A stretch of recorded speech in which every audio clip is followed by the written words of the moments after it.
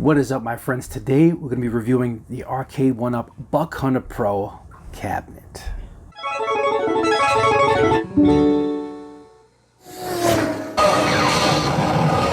Boingity bop, flippity flop.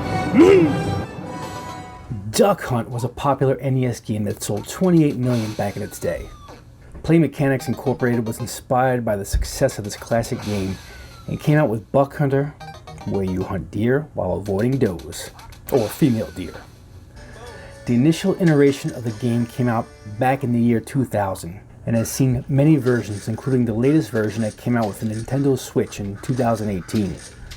Arcade1Up has hit a home run with the Buck Hunter Pro cabinet, which includes 4 games: Big Buck Hunter Pro, Big Buck Safari, Big Buck Hunter Pro Open Season, and Big Buck Safari Outback. We'll get into the games after we go over some details with the cabinet.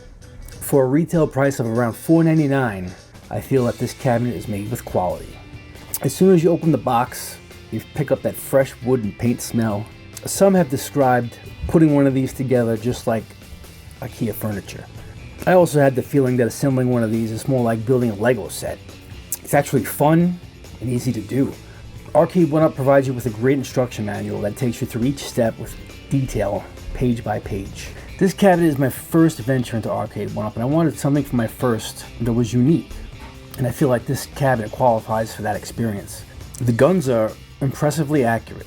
The machine is able to give you an LCD screen with no sensor bars, as the technology is in the tip of these guns along with the white border screen. There are cameras that let the computer know where you fired on the screen for impressive accuracy. After the guns are calibrated, which only took a few seconds from the options menu, I haven't had to make an adjustment since. Now the guns, they feel of good quality, but I wouldn't trust dropping these on a concrete basement floor.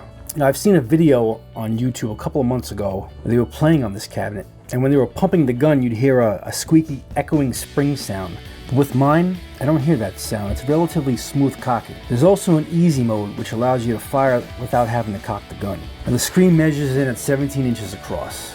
Yeah, they could have made the screen a few inches bigger, and you lose some of the screen from the white border too. Personally, it doesn't bother me. And I feel like the size of the screen is of individual preference. And of course, bigger is always better. But I feel that if you're playing a few feet away, 3 to 4 feet away from the screen, the size of the screen is sufficient.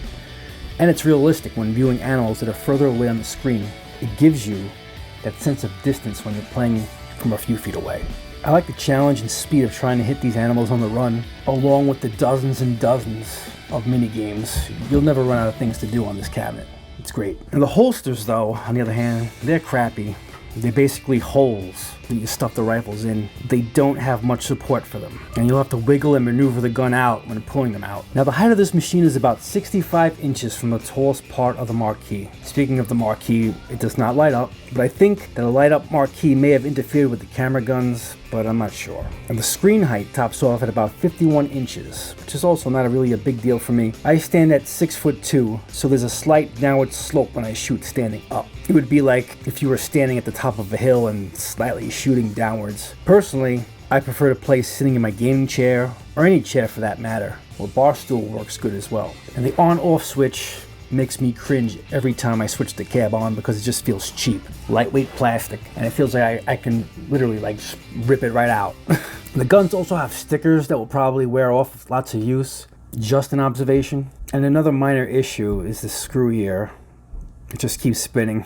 It never seated into the cabinet. Now let's go over the games. You have 27 mini games in Buck Hunter Pro Open Season. It has 9 adventures. Each adventure has 15 areas across 3 different locations.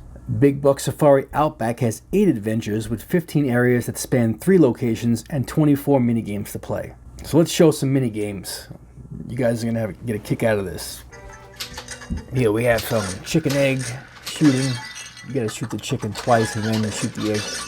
And as this round progresses, the game speeds up. The chickens speed up. Here we have some mud pie toss. Cows. It's crazy. It's funny. UFO shooting.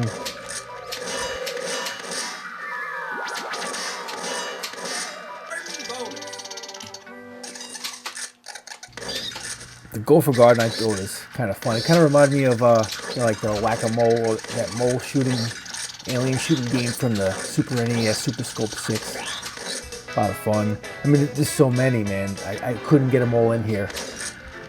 This game kind of reminded me of Root Beer Tapper.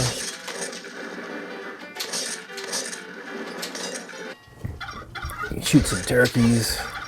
And these games look a lot better than you're seeing here. It's just I'm capturing the video off the arcade cabinet using a camcorder. And the speaker that's provided on the cabinet sounds great. I mean, I usually listen to it like halfway through, but even at the lower levels, it sounds nice, crisp, and clear. And at the medium to loud ranges, it sounds really good. I just never like fully maxed it out. So I couldn't tell you what it would sound like.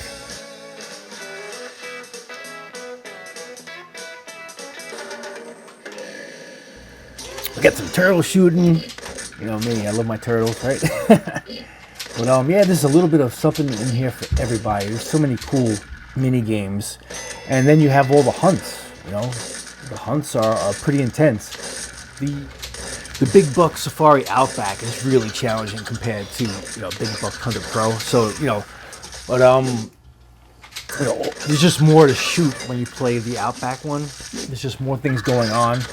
So I would recommend playing, Buck Hunter Pro Open Season first. It's less overwhelming. But these game modes are great.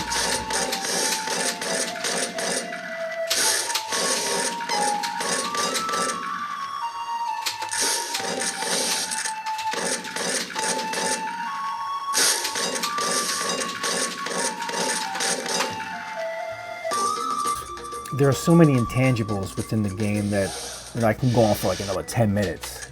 The game has a really catchy soundtrack that you'll hum in your head for days. The cabinet has a lot of character and charm. There's plenty of fun and challenge for all skill levels. I've had so much fun with these games that I've overlooked the discrepancies.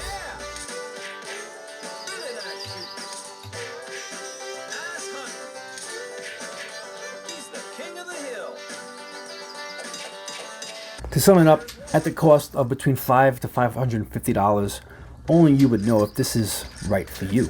My kids are still too young to enjoy this, but I would imagine this has a lot of family fun built in. My daughter likes to play, but I have to, pretty much help her with the aiming. It's too difficult for a 4-year-old, but if you love recreational shooting, you love video games, and you're fond of these one-up arcade cabinets, I'd say go for it. I'm really enjoying this, and I'm pretty satisfied with my purchase. And I also think that these have been built in limited quantity, so I would suggest if you're going to make a decision on getting one of these, it'd be pretty soon. So there you have it, my friends. Hope you enjoyed my Buck Hunter review. And if you're new here to the channel, I consider subscribing. I really appreciate it. We cover retro gaming, modern gaming, arcade gaming, a little bit of everything. So I'll see you guys next time on the next one. Thanks for watching again. Peace! And I think these are also built with limited quality. I think these also have been built with limited quantity. And I also think that these have been built in limited quality. And I also think that these are built in limited quantity.